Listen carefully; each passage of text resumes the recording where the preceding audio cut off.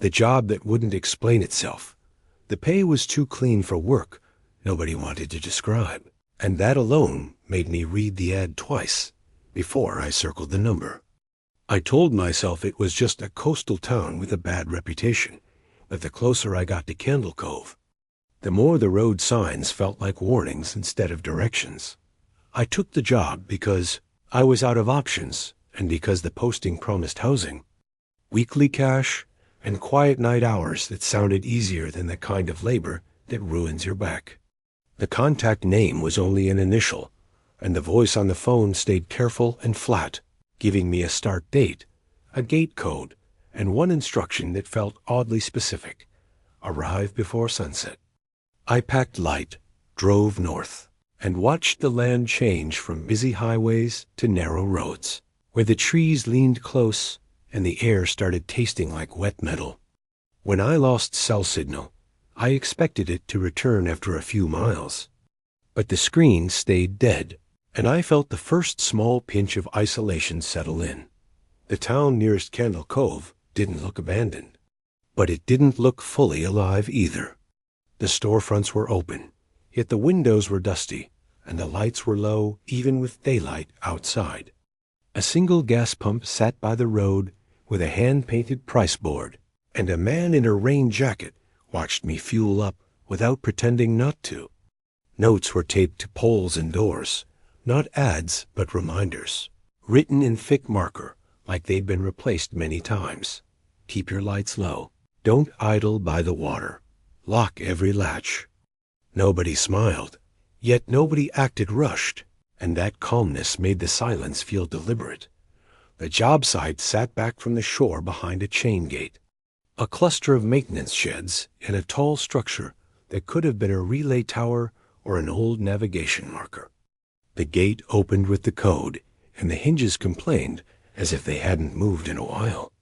Inside, everything looked maintained but unlived in, with swept floors, fresh padlocks, fuel cans lined up too neatly, and a sign-in clipboard showing dates filled in with names written in different hands. The supervisor checked my license, handed me keys, and walked me through the property without small talk, pointing out the generator shed, the radio room, and an emergency box. In the bunk room, a laminated map was pinned to corkboard with Candle Cove circled in thick ink, and the water around it scratched with so many pen marks the paper looked bruised.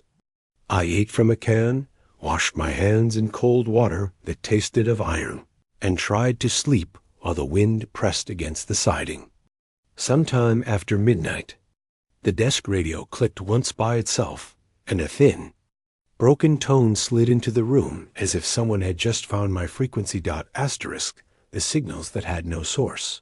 The radio wasn't powered on when the sound came through, and that detail stayed with me longer than the sound itself. By morning, I told myself it was faulty wiring, but the clipboard in the office suggested I wasn't the first to hear it. I woke before sunrise, not because I was rested, but because the silence outside felt staged, like the air was waiting for something to begin. The bunk room carried the faint smell of machine oil and damp wood, and the desk radio sat exactly where I left it, its switch still turned off. I tested the generator, checked the fuel lines, and walked the perimeter the way the supervisor showed me the evening before.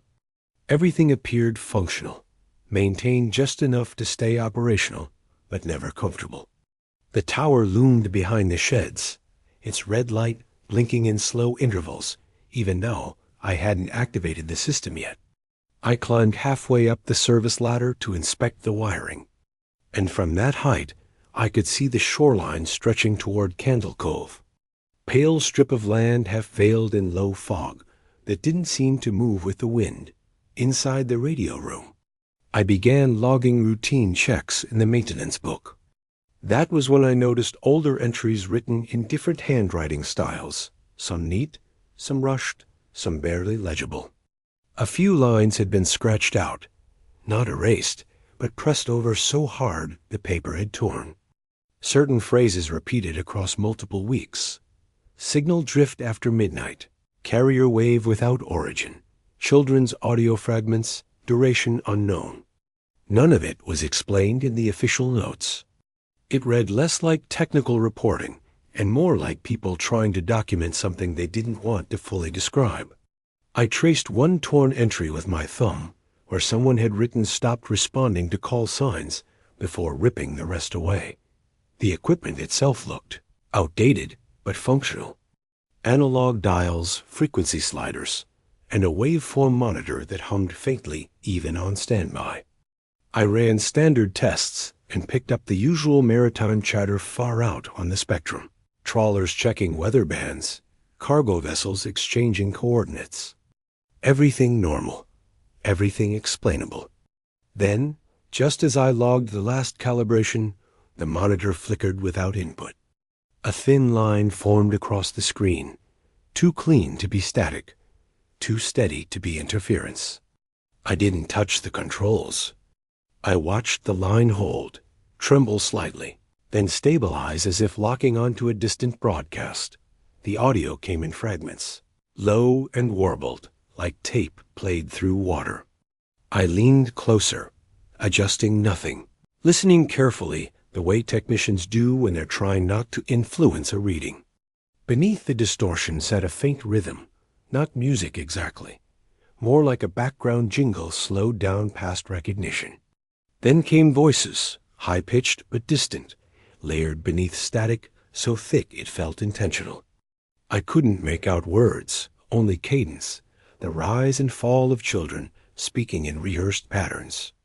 The signal lasted maybe 20 seconds before cutting out cleanly, leaving the room quieter than before it started.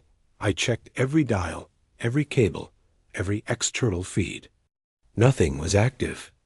No scheduled broadcast, no relay trigger, no inbound transmission logged on the board. When I stepped outside, the tower light blinked again, steady and indifferent, and far beyond it, the fog around Candle Cove looked thicker than it had at dawn. I stood there longer than necessary, listening to the wind move across the water. That was when the radio inside clicked on again by itself. And this time, the children's voices came through clearer, repeating the same line in unison, as if they knew someone had finally started listening. Asterisk. The pattern beneath the broadcast, by the third night. The signal stopped feeling random, and that was worse than if it had been constant noise. It followed a schedule no one had written down, yet the logbook suggested others had noticed it long before me. I began structuring my shifts around midnight without being told to, staying close to the radio room once the generator settled into its steady hum. The first 2 nights I had treated the transmissions like technical anomalies, logging frequency drift, waveform stability, and signal strength the way any maintenance tech would. But patterns started forming whether I wanted them to or not. The broadcast never arrived at the exact same minute, yet it always surfaced within the same narrow window, somewhere between 12:10 and 12:40 a.m., lasting just long enough to feel deliberate before cutting off without fade or distortion.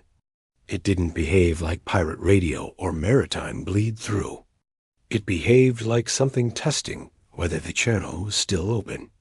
I pulled archived tapes from a locked cabinet in the radio room, each labeled only by date. The supervisor hadn't mentioned them, but they were cataloged carefully, as if preserving the recordings mattered. I threaded one into the old playback deck and listened through static layers that sounded older than the equipment itself. The same tonal bed appeared, that slow jingle cadence, followed by children's voices, arranged in rehearsed timing. But the phrases weren't identical across tapes. Some segments overlapped, repeating greetings, counting patterns, fragments of introduction scripts that never completed themselves. It sounded like pieces of a program spliced out of order, as if the broadcast had been broken apart and was trying to reconstruct itself through repetition. What unsettled me wasn't just the audio, it was the background texture beneath it. On the spectrum monitor, faint shapes moved behind the primary waveform, low-frequency pulses too structured to be interference. I overlaid 2 recordings from different nights and saw the same sub-pattern aligning perfectly, like a signal under the signal, something piggybacking beneath the children's audio. I ran diagnostics on the tower array, expecting to find a reflection source offshore, but the triangulation kept pointing back toward Candle Cove. Not the shoreline itself, but somewhere just beyond its eastern reef. I drove out the next afternoon under the pretense of inspecting shoreline relays, carrying a handheld receiver tuned to the anomalous band. The closer I got, the more the device reacted, not with clear audio, but with pressure-like feedback, a low oscillation that vibrated through the casing into my palm. The cove looked still from a distance. Water flat, fog pooled low over the inlet like breath held too long. No boats worked that perimeter, no buoys marked safe passage, and the maps I'd been given showed only blank water with a reef actually spread wide. That night, I returned to the tower earlier than usual and powered auxiliary monitors before midnight. When the transmission arrived, it came in stronger than before, the children's voices clearer, layered over the same submerged pulse. I leaned in close, headphones tight, documenting every inflection. Then the cadence changed, the rehearsed tone broke pattern. One voice separated from the group, quieter, closer to the mic. It didn't repeat the scripted line. It spoke directly, slower than the others, like it was reading something written just for that moment.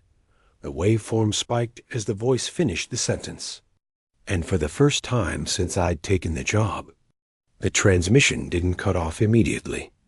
It lingered, open channel, carrying a low ambient sound behind the static. I held still, listening carefully, until I realized what that background noise resembled. It wasn't studio hum or tape distortion. It sounded like shallow water moving against wood, recorded from very close range, as if the microphone had been left running somewhere offshore. Then the lone voice returned, softer than before, and spoke my name through the static, the footage no one logged hearing. My name through the signal should have made me shut the system down, but instead it pulled me deeper into the equipment room. If the broadcast knew who was listening, then someone, somewhere, had access to more than just the tower frequency dot. I spent the next day combing through every cabinet, drawer, and locked storage case inside the facility, documenting anything that hadn't been mentioned during my orientation.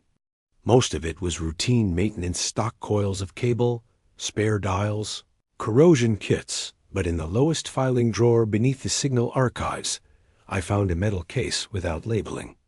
The lock had already been broken years earlier, and just enough that it could be pried open without tools.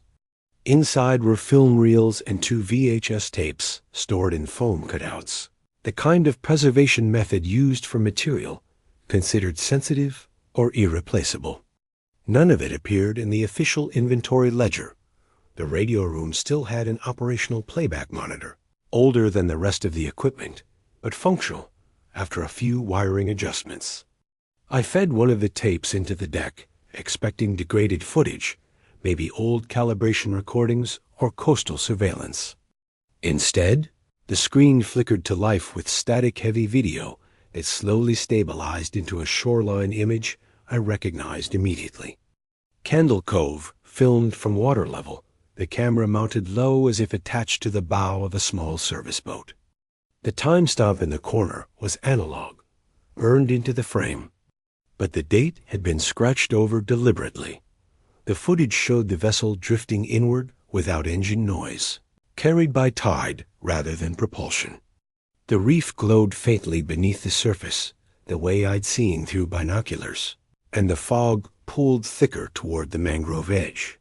What unsettled me wasn't the location, but the framing. Whoever filmed this wasn't documenting terrain. They were searching for something, sweeping the camera slowly across the waterline like they expected movement. The audio track carried the same low oscillation I'd heard under the midnight transmissions, faint but present, vibrating beneath the mechanical hiss of tape. About 12 minutes into the recording, The camera stopped panning and held steady on a narrow section of inlet where the mangrove roots formed an arch over the water. At first, nothing moved. Then small lights appeared beneath the surface, dim at the edges, brighter toward the center. They weren't reflections. They opened and closed at uneven intervals, adjusting to the darkness like pupils reacting to sudden light. The boat in the footage drifted closer without engine sound, and I felt my shoulders tense, even though I was only watching playback. The audio spiked briefly. Not voices this time, but layered tones, as if multiple broadcast signals were overlapping just outside audible range. The lights beneath the water multiplied, forming a loose perimeter around the vessel. The camera work shifted slightly, not from mechanical adjustment, but from the boat tilting beneath whoever was holding it. Then, for a single frame that I almost missed, something passed just below the surface too large to fit the frame, textured in ridged patterns that bent the light around it rather than reflecting it. I paused the tape and rewound the sequence repeatedly, studying the distortion. Each time, the underlying audio pulse synchronized perfectly with the tower frequency I'd logged the night before. This wasn't separate evidence. It was connected to the same broadcast system still active on my watch. As I ejected the tape, the monitor crackled with interference even though playback had stopped. A thin audio bleed slipped through the speakers, low but intelligible enough to recognize cadence. The children's voices returned briefly, unscheduled, layered over the same waterlogged ambience from the footage. I froze beside the console, listening as the signal stabilized without any equipment power on. Then the lone voice separated again, closer than before, and described the shoreline arch I had just seen on tape as if it knew I was watching it in real time. The shoreline that answered back. By then it wasn't curiosity driving me toward Candle Cove, but the quiet certainty that the signal expected me to come closer. Every log entry, every tape, every midnight transmission felt less like discovery and more like preparation for something already in motion. I left before dusk with the handheld receiver, the archived tape secured in my bag, and the maintenance skiff fueled just enough for a short coastal survey. I filed the trip as routine relay inspection in case anyone reviewed the records later, though no one had questioned my previous reports. The sea stayed unusually calm the entire route, not glass flat, but subdued, as if the usual wind patterns had thinned out near the cove's perimeter. As the inlet came into view, the receiver began vibrating in my palm with that same low-frequency oscillation. Stronger than before, the signal no longer intermittent but sustained. I cut the motor 100 yards out and let the boat drift inward on tide alone, mirroring the movement I'd seen in the archived footage. The mangrove arch from the tape stood exactly where the recording had framed it. Roots twisted overhead like structural beams, their surfaces slick with moisture despite the dry air. I kept the skiff outside the narrowest part of the inlet and powered on the portable monitor I'd brought, feeding it the archived recording for comparison. The playback lined up with the live environment too cleanly to dismiss as coincidence. Every root formation matching, every break in the reef floor identical. But the audio track diverged. Where the tape carried only the submerged oscillation, the live receiver layered children's voices faintly beneath it. Rehearsed tones drifting in and out of clarity with the tide. I stayed still, documenting readings, forcing myself to treat the moment like fieldwork rather than instinct. The water below me shifted subtly, not with waves, but with slow internal movement, like pressure circulating beneath a sealed surface. Then the first lights appeared again, dim points forming beneath the skiff, opening and closing in uneven intervals. They weren't scattered this time. They arranged themselves gradually, forming a loose ring that tightened as my boat drifted deeper into the inlet's mouth. The receiver's display spiked with waveform overlap, frequencies stacking over one another in synchronized cadence with the lights below. The voices through the receiver grew clearer. no longer fragmented scripts, but full phrases layered in childlike harmony. They repeated welcoming lines, counting patterns, and introductory cues as if addressing an unseen audience. I kept the skiff steady, recording everything, until one voice separated again from the rest, quieter but sharper in clarity. It described the arch overhead, the skiff beneath it, the equipment resting beside my left hand. The level of detail made my grip tighten on the console, because nothing in my reporting had ever been transmitted outward. The water bulged gently beneath the ring of lights, not breaking surface, but displacing enough mass to tilt the skiffs slightly starboard. I cut the receiver's audio feed, but the voices continued through the tower frequency, still humming faintly in the device casing. Then the lone voice shifted tone, slower now, less rehearsed. It stopped describing surroundings and began reciting maintenance log details, entries I had written only days earlier. Including the exact timestamp of the night, it first spoke my name. I reached for the throttle instinctively, but the motor stalled on ignition, as if interference had bled into the electrical system. Beneath the boat, the ring of lights tightened further, brightening in unison. The water's surface thinned just enough for shadow to press upward from below, vast but indistinct, carrying the same ridged texture I'd seen in the archived footage distortion. The receiver screen flared white, with signal overload as the separated voice spoke one final line. Calm and instructional dot, it told me to remain exactly where I was because the broadcast was almost ready to begin recording me back. The transmission that didn't end. I don't remember getting the engine to restart, only the sound of it finally catching and the ring of lights falling behind me. Even now, I can't say whether I left Candle Cove on my own timing or whether something beneath the water allowed me to go. I brought the skiff back before sunrise and filed no report about the trip, logging it instead as canceled due to equipment malfunction. The receiver never powered on again after that night. Its internal circuits fused in a way that looked less burned and more overwritten, like signal had been etched into the hardware rather than transmitted through it. I locked the archived tape back in the metal case, though I knew its existence already sat outside any official record. Work resumed in routine form generator checks, perimeter walks, midnight tower monitoring, but the transmissions changed after my visit to the Cove.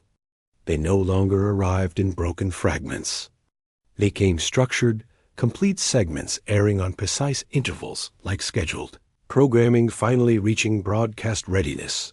The children's voices remained, but their cadence shifted from rehearsed repetition to directed narration, introducing segments, announcing transitions, describing unseen visuals as though presenting a show meant for listeners who couldn't see what they could. Beneath their voices, the low-frequency oscillation persisted, stronger now, bleeding into other equipment bands, vibrating through the tower frame at night. I started wearing headphones not to listen more closely, but to contain the sound to something manageable. The logbook filled with new entries, each one more precise than the last, documenting runtime, tonal variation, and recurring phrases that never quite resolved into full context. What unsettled me most wasn't the audio itself, but the way it began referencing operational details from the tower, describing camera angles that didn't exist, maintenance corridors never fitted with surveillance, shoreline vantage points impossible to film from. One midnight segment described the bunk room while I was inside it, noting the position of my jacket on the hook, the kettle cooling on the counter, the map pinned above the desk. I searched the building for recording devices afterward and found none. Yet the next night's transmission referenced my inspection, narrating it back in past tense as if reviewing footage. Sleep became irregular. I started waking to faint audio bleed even when the tower systems were offline, the children's voices threading through generator hum and wind against siding. Once, near dawn, I heard the lone voice again separate from the others, quieter but unmistakably direct. It didn't call my name this time. It thanked me for assisting calibration. I stopped logging that phrase, unsure whether documenting it gave it more permanence than it deserved. Weeks passed, routine folding over unease until the broadcasts felt embedded in the landscape itself. Then one night the transmission extended beyond its usual duration, continuing past the cutoff window without degradation. The children's voices introduced a new segment, their cadence formal, anticipatory.